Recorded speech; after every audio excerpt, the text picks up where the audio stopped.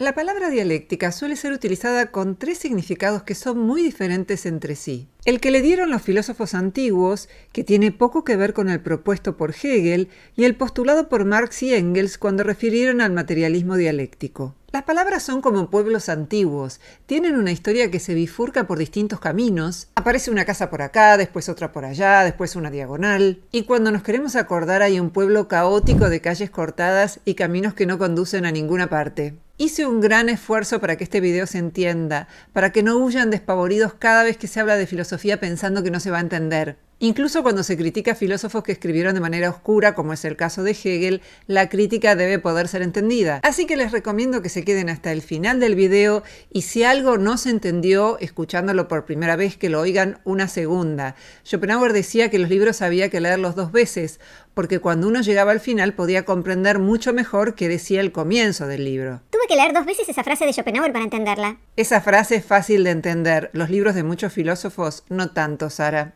Primero voy a referirme brevemente al concepto de dialéctica de los antiguos griegos, luego al concepto de dialéctica de Hegel, más adelante a cómo Marx incorporó a su propia filosofía la dialéctica de Hegel, y hacia el final del video voy a mencionar las críticas de los marxistas analíticos a la dialéctica y las que hizo el filósofo argentino Mario Bunge a la dialéctica de Hegel y de Engels. En la antigua Grecia, dialectike tekne significaba el arte de discutir. En diálogos como Menón o Filebo, Platón usó la expresión hablar dialécticamente para referir al tipo de diálogo en el que no se compite para adquirir prestigio o para ganarle al otro, sino para descubrir la verdad. Aristóteles, en Tópicos de la dialéctica, planteó que el razonamiento dialéctico explora conclusiones probables a partir de una opinión comúnmente sostenida, y en Refutaciones sofísticas analizó diversas falacias que pueden obstaculizar el arte del debate para que podamos reconocerlas y evitarlas. Fue el primero que identificó las falacias y aún hoy sus observaciones son útiles para ayudarnos a llegar a buenas conclusiones. Diferenciaba el razonamiento dialéctico del científico o filosófico, que buscaba obtener la verdad y se fundamenta en la demostración. Pero no nos vamos a meter en esas disquisiciones hoy. En la Edad Media, la dialéctica se enseñaba en las universidades como una suerte de entrenamiento para poder presentar tesis en conflicto, para poder analizar los argumentos en favor y en contra de cada tesis. Hay un canal de YouTube en el que el animador suele decir, ya sé lo que estáis pensando. Pero ya sé lo que estaréis pensando muchos. Y ahí viene la objeción. Es incorporar las objeciones y responderlas, que es un poco lo que hacemos al pensar. A menudo proponemos una tesis, luego decimos no, pero tal vez esto no está tan bien, y luego nos respondemos, y a veces hay verdaderos debates en el interior de nuestro cerebro. Hegel es un filósofo alemán que a comienzos del siglo XIX ya no entiende a la dialéctica como el arte de discutir, sino como la estructura de la realidad misma. Es decir, una ontología, una cosmovisión en la que la realidad no es vista solo como un conjunto de objetos, sino de relaciones. Y esas relaciones son dialécticas. Se suele llamar ontología a la concepción del mundo y nociología a la concepción del conocimiento. Hegel consideró que toda la realidad es un proceso que se desarrolla en 3 momentos: tesis, antítesis y síntesis. En realidad, así llamaron a este proceso quienes expusieron las ideas de Hegel. Él no los llamó así, sino afirmación, negación y sublación, que significa a la vez cancelar y superar. Pero vamos, que es la misma idea, y así quedó para la tradición. Tesis, antítesis y síntesis. Es como el solo sé que no sé nada de Sócrates, nunca lo dijo tal cual, pero bien podría haberlo dicho. Es la idea de advertir los límites del propio conocimiento.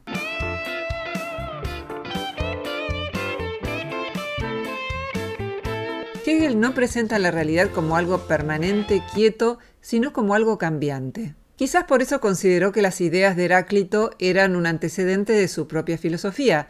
¿Recuerdan alguna frase de Heráclito? No nos bañamos 2 veces en un mismo río, nada es permanente excepto el cambio, el sol es nuevo cada día. ¿Cómo es posible aplicar este esquema que propone Hegel, tesis, antítesis y síntesis para explicar el cambio? Por ejemplo, en una primera etapa los hijos obedecen a los padres, pero a menudo llega un momento en el que los hijos se rebelan. La obediencia de los hijos hacia los padres sería la tesis. La rebeldía sería la antítesis, que es cuando la tesis o estado original se enfrenta a su negación. El conflicto entre tesis y antítesis genera cambios en las relaciones familiares y la síntesis es el proceso de superación de la contradicción, en el que, por ejemplo, el hijo sigue algunas sugerencias de los padres y rechaza otras. Pero este ejemplo relativamente claro que acabo de dar está muy lejos de reflejar la escritura de Hegel, que fue objeto de múltiples interpretaciones, en parte por practicar un deporte absolutamente indeseable que han desarrollado los filósofos, a saber, escribir de manera oscura, muy oscura. Así de oscura. Cuando teníamos que dar un examen sobre Hegel en la Facultad de Filosofía, teníamos que tener muy en cuenta cuál era la interpretación de Hegel que tenía el docente. Porque si uno quería leer bibliografía complementaria y tomaba un manual con otra interpretación, su examen podía tener un destino muy triste. A los vanidosos de siempre, ahórrense los videos que titulan «Le doy clases de filosofía a Roxana Kramer». Tomé muy a conciencia mis clases de filosofía en la facultad. Es Hegel el que escribía frases tan oscuras como «el devenir es la síntesis del ser y del no ser», o, segunda idea oscura que dio lugar a diversas interpretaciones que veremos a continuación, que es la de la dialéctica entendida como la conjunción de una tesis promovida por el espíritu subjetivo, una antítesis promovida por el espíritu objetivo y una síntesis realizada por el espíritu absoluto.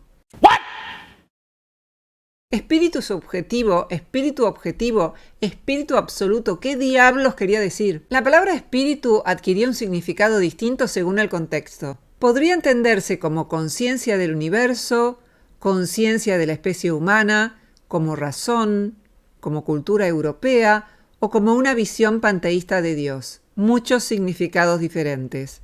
Veamos esta opción, la posibilidad de que la palabra espíritu refiera a Dios y que con esa idea Hegel hubiese vinculado la tesis, la antítesis y la síntesis, la estructura de la dialéctica. Hegel escribió que la filosofía no tiene otro objeto que Dios y por lo tanto es una teología esencialmente racional. Debido a este tipo de referencias a Dios y al espíritu, en el siglo XIX y XX la mayoría de los autores interpretaron que Hegel defendía una cosmovisión panteísta, en la que Dios sería una suerte de autoconciencia del cosmos, una entidad espiritual que se dirige a ciertos objetivos. Si esta interpretación fuera correcta, Hegel estaría defendiendo una posición metafísica del tipo de las que ya había criticado Kant. ¿Cuál fue la posición metafísica que había criticado Kant? Básicamente Kant había postulado que podemos pensar que Dios existe, pero que pensar no es lo mismo que conocer. No podemos conocer que Dios existe, decía Kant en su libro La crítica de la razón pura. ¿Por qué? Porque para Kant, solo mediante la razón no podemos conocer. Solo pensando en el alma o en el hecho de que el mundo pueda haber tenido un comienzo o tendrá un fin, no podemos decir que estamos conociendo, estamos pensando. Hace falta algo más que pensar para conocer. Puedo pensar que me gané $100 millones en la lotería, pero no equivale al hecho de haberme vuelto millonaria. Pero a fines del siglo XX y principios del siglo XXI, algunos autores como Robert Brandon propusieron otra interpretación según la cual Hegel no se refería a Dios en sentido panteísta, es decir, como la autoconciencia del cosmos, sino a las condiciones de la mente humana racional, incluyendo sus determinaciones históricas y culturales. Si esta posición fuera correcta, entonces la tesis de Hegel sería compatible con las críticas de Kant a la metafísica. Es decir, sería compatible con el hecho de considerar que pensar y conocer son dos cosas distintas. Actualmente hay controversias sobre las interpretaciones en torno a la idea de espíritu de Hegel. Así que, en síntesis, si en su idea de espíritu Hegel remite a un Dios panteísta, le caben las mismas críticas que Kant hizo a la metafísica, es decir, a la creencia de que podemos sostener que Dios existe por razón pura. Esta interpretación de la idea de espíritu como sinónimo de Dios hizo que Hegel fuera muy criticado por filósofos cercanos a la ciencia como Bertrand Russell.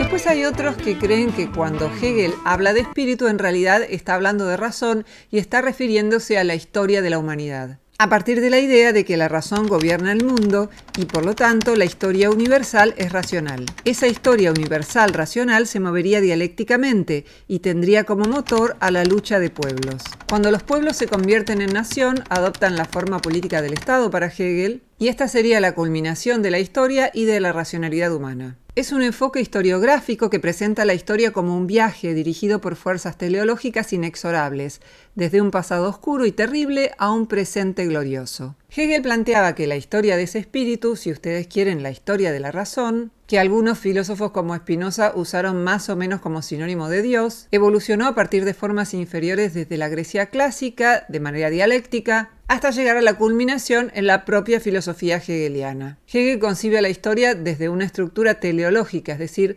todo tendería hacia un fin predeterminado. Un determinismo que también es propio de la idea de ciertas religiones, la de que Dios ya ha predeterminado cuál va a ser el curso del mundo. Entonces este derrotero de la evolución del espíritu, Hegel lo inicia en la Grecia clásica, luego hace una pausa muy extensa, la de la Edad Media, porque para Hegel no tiene gran valor, fue un periodo oscuro y se la saltea olímpicamente, continúa con la modernidad y culmina con su propia filosofía. Algo muy criticado por eurocéntrico además. De China ni que hablar porque él está pensando en su propia cultura. Esto es algo común a varios filósofos, plantear su propia filosofía como la culminación de la historia del pensamiento. La versión más grotesca es Fukuyama, que proclamó, aunque creo que después se desdijo, que sus propias ideas mostraban el fin de la historia. Es como si yo dijera: todos los videos de YouTube publicados hasta el día de hoy son los antecedentes de mis propios videos que los superan a todos.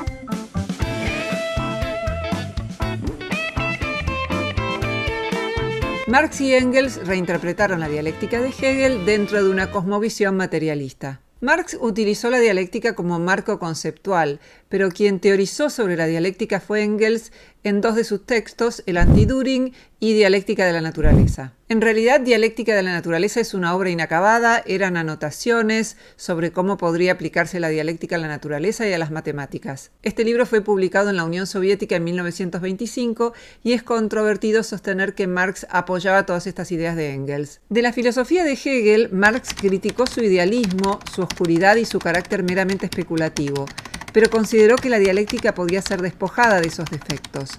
En una carta a Engels de 1858 le comentó su deseo de hacer accesible a la inteligencia humana corriente, en 2 o 3 pliegos, lo que hay de racional en el método que Hegel descubrió. Pero Marx nunca llegó a concretar ese deseo. Marx mantuvo la estructura conceptual de Hegel, pero modificando las especulaciones respecto a cuál sería el motor de la historia. Para Marx es la lucha de clases y ya no la lucha de los pueblos, así en términos abstractos como lo había planteado Hegel. Marx y Engels plantearon en el Manifiesto Comunista: la historia de todas las sociedades que han existido hasta nuestros días es la historia de la lucha de clases. En la teoría de Marx es básicamente el modo de producción de los bienes materiales lo que determina la estructura de la sociedad. Para Marx, las etapas históricas se definen básicamente por las relaciones de producción. Primero fue el comunismo primitivo, luego el esclavismo, luego el feudalismo y luego el sistema actual en el que vivimos basado en el capital. En los fragmentos más deterministas de Marx, se supone que la lucha de clases llevará finalmente al triunfo del proletariado mediante la revolución y a una etapa de socialismo previa al comunismo definitivo, que sería la culminación de las grandes etapas de la historia universal. Hay fragmentos menos deterministas que destacan otros lectores de Marx.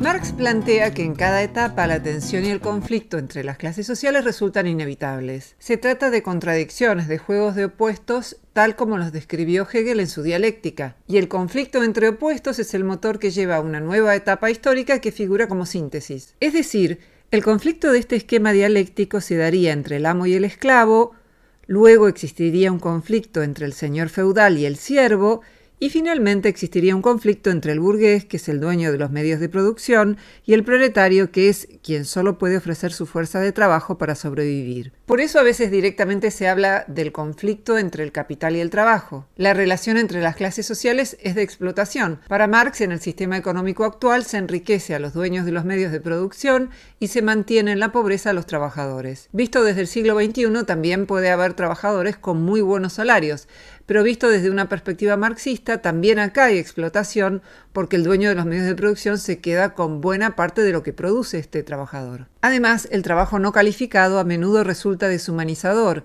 y su consecuencia es la alienación del proceso de producción, agravada por la amenaza de pérdida del empleo cuando la producción supera la demanda o en situaciones de crisis económica. Con el tiempo, el trabajador adquiere conciencia de clase y eso lo lleva a organizarse, mientras que la competencia constante y otros fenómenos propios del sistema económico en el que vivimos lleva a que las crisis sean cada vez más frecuentes. De modo que para Marx, la creciente solidaridad de la clase trabajadora y el debilitamiento de la burguesía, con el tiempo permitirían hacerse del control de los medios de producción y generar una sociedad sin clases sociales.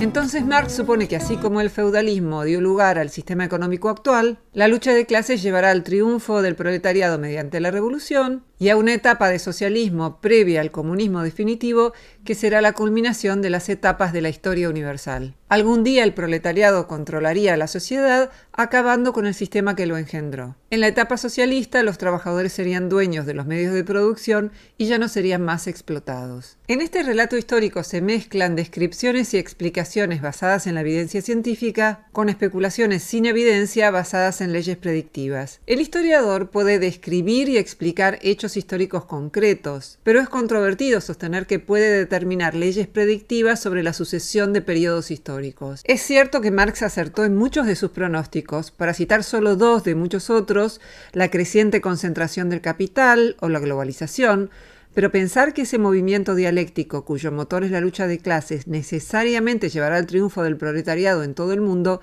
es cuanto menos aventurado. No digo que sea un objetivo indeseable, lo que sostengo es que los pasajes más deterministas de Marx parecerían sugerir que ese triunfo del proletariado es una consecuencia necesaria de ese movimiento dialéctico de la lucha de clases. Lo cierto es que no podemos tener esa certeza, es una posibilidad, sí. En ciencias sociales hay que ser cautelosos con las predicciones, porque no estamos haciendo experimentos como cuando vemos si un medicamento supera o no el efecto placebo. La revolución comunista anunciada por Marx se hizo realidad en 1917 y no en un país industrial avanzado como había predicho Marx, sino en la Rusia zarista, en un país campesino.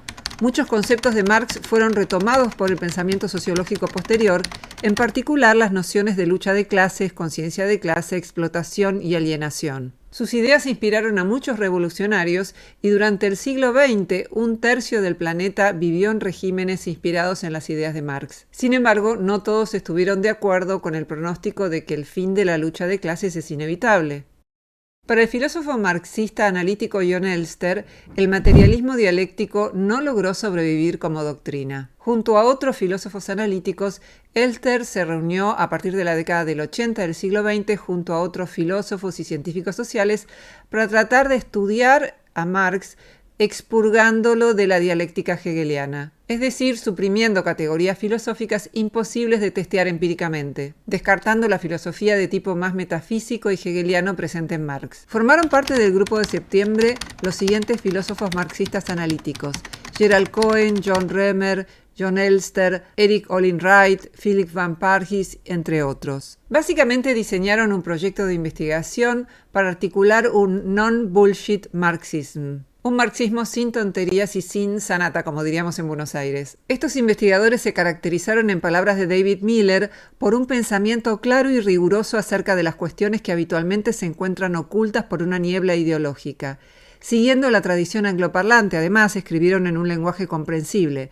Recomiendo mucho leer sus libros, en particular los de Gerald Cohen, Olin Wright y John Elster, pero todos tienen textos recomendables. No adoptan una posición común respecto al marxismo, en muchos casos tienen perspectivas distintas. Lo que tienen en común es la búsqueda de claridad y precisión, la crítica al sistema económico en el que vivimos, pero expurgando a Marx del marco hegeliano que no es central en su doctrina, ya que el concepto de lucha de clases puede ser fértil incluso si no lo encajamos en la matriz de la dialéctica hegeliana. Hasta aquí Marx. Vamos a ver ahora cuáles fueron los desarrollos de Engels en torno a la dialéctica, ya que Engels escribió mucho más sobre este tema que Marx. El filósofo Mario Bunge planteó algunas de las críticas más sólidas al materialismo dialéctico, particularmente en la formulación de Engels en el Anti-Düring y en la dialéctica de la naturaleza. La estrategia de Bunge consistió en tratar de formular las leyes de la dialéctica de manera precisa y mostrar sus deficiencias justamente en precisión y alcance. Respecto a la idea de la dialéctica de que todo tiene su opuesto, Bunge señala que no queda claro qué significa acá opuesto. Podría significar ausencia, entorno, elemento potencialmente destructor o elemento que puede combinarse con un sistema. Si Hegel y Engels quieren decir que algunas categorías se agrupan por pares de opuestos como día y noche, frío o calor, esto es trivial, todos lo sabemos. Y si quiere decir que toda entidad o proceso tiene opuestos, eso es falso. El agua está compuesta por hidrógeno y oxígeno y no son opuestos. Que una sustancia sea distinta a otra no significa que son opuestas. Respecto a la idea de la dialéctica de que todo cambio es resultado de la tensión o de la lucha entre opuestos, ya sea dentro de un mismo sistema o en sistemas diferentes, esto no es necesariamente así. El movimiento de una partícula en el vacío o la formación de una molécula de hidrógeno no son resultado de un conflicto. Y no solo los conflictos producen cambios, los procesos de cooperación también los generan. Esto que voy a decir es polémico, no lo voy a desarrollar y quizás sea un tema para un futuro video. Pero este acento de la dialéctica puesto en el conflicto como único motor de cambio probablemente haya hecho que la izquierda no contemple siquiera la posibilidad de cambios sustantivos en un marco pacífico, centrado en la persuasión y en los argumentos. Pero qué ingenua que sos, Roxana, ¿cómo pensás que la burguesía va a dejar sus privilegios pacíficamente? No digo que sea fácil, sino que si uno analiza los mecanismos de cambio a lo largo de la historia, si uno observa los mecanismos cooperativos de la especie humana, también han desempeñado un rol importante. Conflicto y cooperación, ambos son motores del cambio, no solo el conflicto. Otra idea de la dialéctica, tal como es formulada por Engels, sugiere que el desarrollo es una espiral en la que cada nivel contiene y al mismo tiempo niega el escalón anterior. Bunge dice que no queda claro acá qué significa la mezcla de negación y superación. El término negación dialéctica recibe una interpretación diferente según el autor que uno consulte. Por ejemplo, Engels escribe que la germinación de la planta es la negación de la semilla. La falsa impresión de universalidad proviene de la elección selectiva de los ejemplos, la oscuridad de los significados y el olvido de los contraejemplos. En síntesis, las leyes de la dialéctica no son leyes universales del cambio, válidas para todo tipo de cuestiones. Sí conocemos una serie de leyes que surgieron de la investigación científica y no de la especulación filosófica y por eso tienen campos más acotados. Cambios en sistemas físicos, químicos, biológicos o sociales. Los conceptos de la dialéctica son oscuros y deben ser clarificados o reemplazados. El esquema de la dialéctica no es universal, no se aplica a todos los menesteres humanos, ni siquiera a todos los mecanismos sociales y menos a los naturales como pretendió Engels. Una teoría general del cambio debe ser más precisa, explícita y completa, y más conectada con la investigación científica disponible. Lo que sí tiene de cierto de la dialéctica es que todo está en proceso de cambio, y en ciertas etapas de todo proceso surgen nuevas cualidades. Pero estas tesis no están planteadas con claridad y no son algo específico de la dialéctica. Son compartidas también por otras ontologías vinculadas con la ciencia. Ya dijimos que las ontologías son las teorías de lo que existe, tanto en relación a las cosas como a los procesos, y pueden formularse de manera más exacta y más vinculada con la investigación científica, descartando la jerga hegeliana.